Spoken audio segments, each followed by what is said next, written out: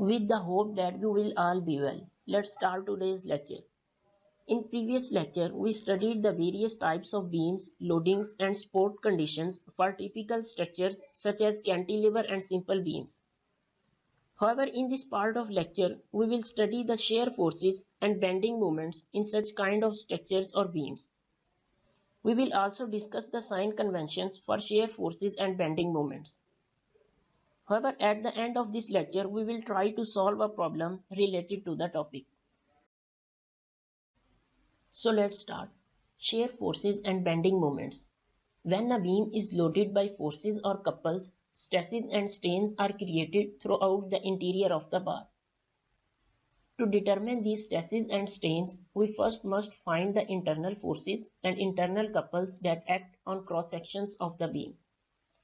As an illustration of how these internal quantities are found, consider a cantilever beam AB loaded by a force P at its free end as shown in figure here.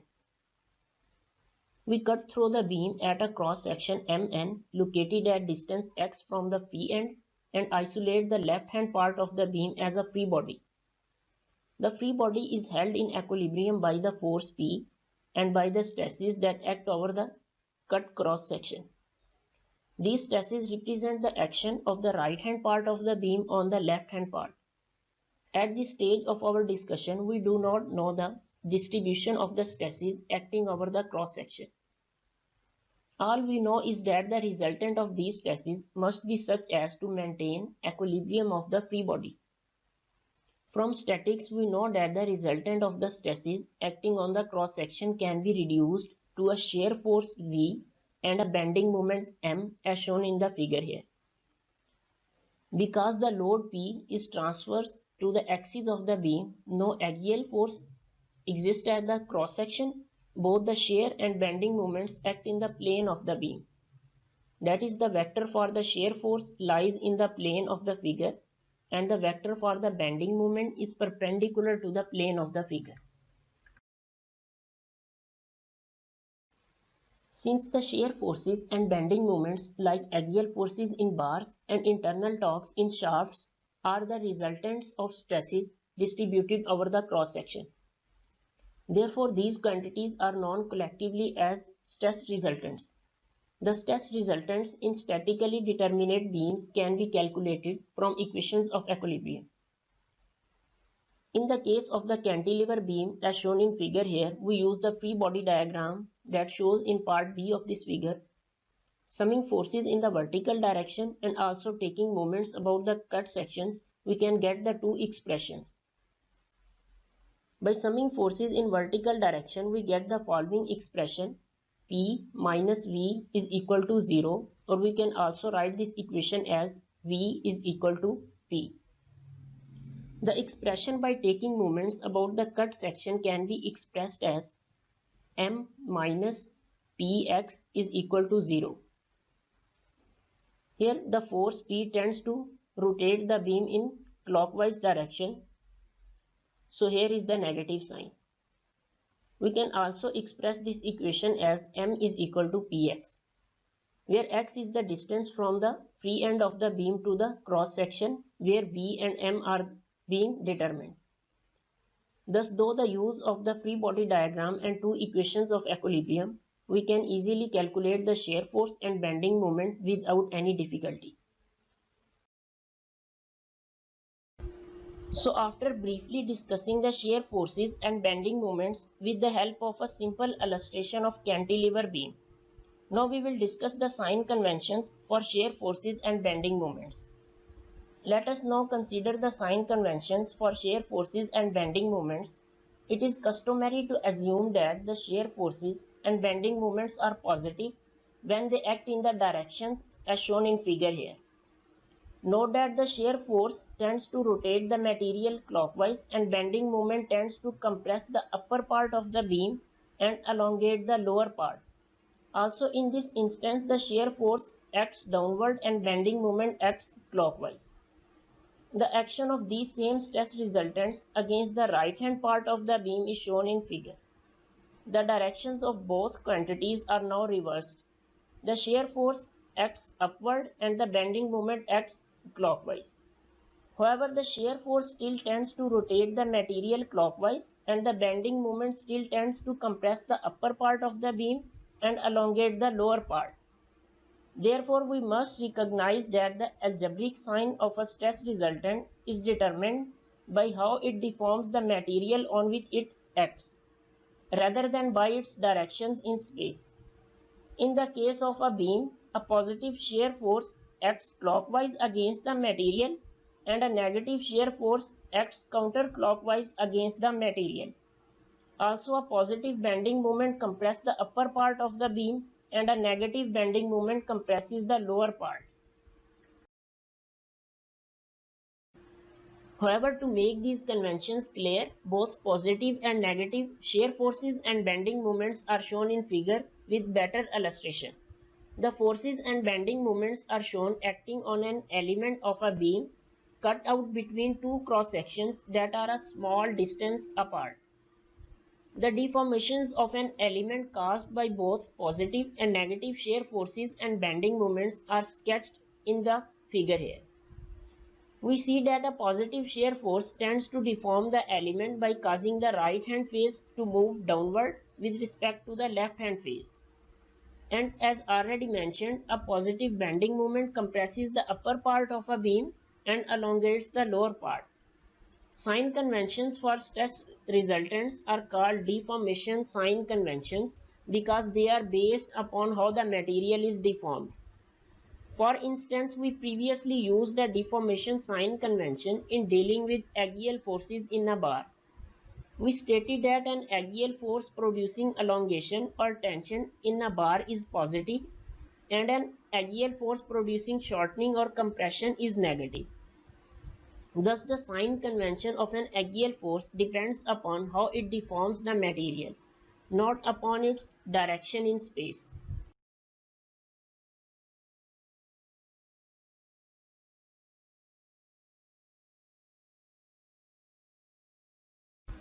However, by contrast, when writing equations of equilibrium, we use static sign conventions, in which forces are positive or negative according to their directions along the coordinate axis.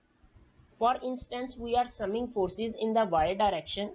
Forces acting in the positive direction of the y-axis are taken as positive, and forces acting in the negative direction are taken as negative. Consider the same example, which is a free body diagram of part of the cantilever beam. Suppose that we are summing forces in the vertical direction and the y-axis is positive upward. Then the load P is given a positive sign in the equation of equilibrium because it acts upward. However, the shear force is given a negative sign because it acts downward, that is in the negative direction of the y-axis. This example shows the distinction between the deformation sign convention used for shear force and the static sign convention used in the equation of equilibrium. However, for better understanding of the sign convention, here we will see some problems. The problem statement is a simple beam AB supports two loads, a force P and a couple M0, acting as shown in figure here. We have to determine the shear force V and bending moment M in the beam at cross sections located as follows. A small distance to the left of the midpoint of the beam and a small distance to the right of the midpoint of the beam. So after analyzing the problem statement, now we will move towards the solution. The first step in the analysis of this beam is to find the reactions RA and RB at the supports. Taking moments about ends B and A gives two equations of equilibrium. By taking moment about end B, the equation would be like this: RAL minus P3L over 4 plus M0. Reaction force is upward, that is why it will be positive. Load P acts downward and it would be negative. And the moment M0 tends to rotate the bar in counterclockwise direction. That is why it is also with the positive sign. So after rearranging, we can easily find the equation or expression for a reaction force RA, that will be 3P over 4 minus M0 over L. In the same way, you can easily find out the reaction force RB by using the same method. Student can easily find these equations as we already discussed in details in previous lecture of types of beams, loads and reactions. However, the reaction at point B will be P over 4 plus m naught over L. In part A, we have to determine the shear force and bending moment to the left of the midpoint. We cut the beam at a cross section just to the left of the midpoint and draw a free body diagram of either half of the beam. In this problem, we choose the left hand half of the beam as a free body diagram. This free body is held in equilibrium by the load P and reaction Ra, and the two unknown stresses, the shear force V and the bending moment M, both of which are shown in their positive directions here in figure. The couple M naught does not act on the free body diagram because the beam is cut to the left of its point of application. So summing forces in the vertical direction taking upward is positive gives the following expression: Ra minus P minus V is equal to 0, from which we get the shear force V is equal to Ra minus P. And after putting the reaction Ra in this equation, the expression will be minus P over 4 minus m naught over L. This result shows that when P and m naught acts in the direction shown in figure here, the shear force is negative and acts in the opposite direction to the positive direction assumed in the figure. So after getting the expression for shear force, now we will try to get the expression for bending moment. For this, taking moments about an axis through the cross section where the beam is cut gives the equation minus Ra L over 2 plus P L by 4 plus m is equal to 0, in which counterclockwise moments are taken as positive. Solving for the bending moment m, we get the expression m is equal to Ra L over 2 minus P L by 4. After simplification, the expression can be expressed as PL over 8 minus m naught over 2. The bending moment m may be either positive or negative depending upon the magnitudes of the loads P and m naught. If it is positive, it acts in the direction shown in the figure. If it is negative, it acts in the opposite direction. However, in part B, we have to find out the same shear force and bending moment to the right of the midpoint. In this case, we cut the beam at a cross section just to the right of the midpoint and again draw a free body diagram of the part of the beam to the left of the cut section. The difference between this diagram and the former one is that the couple m naught now acts on the free body diagram. For this, we have to adopt the same procedure discussed in part A of this problem. From two equations of equilibrium, the first for forces in the vertical direction and the second for moments about an axis through the cut section, we obtained the following expressions for shear forces and bending moments. V is equal to minus P by 4 minus m naught over L.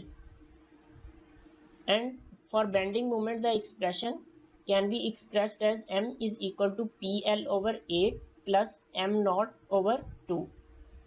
These results shows that when the cut section is shifted from the left to the right of the couple m naught, the shear force does not change because the vertical forces acting on the free body do not change, but the loading moment increases algebraically by an amount equal to m naught. So here I am giving another problem. For better understanding of the topic, students should have to solve this problem by yourself. Students can easily find out the shear forces and bending moments adopting the method discussed in previous problem. However, for those who fail to do this, I am giving here the complete details and steps to find out the values of shear forces and bending moments.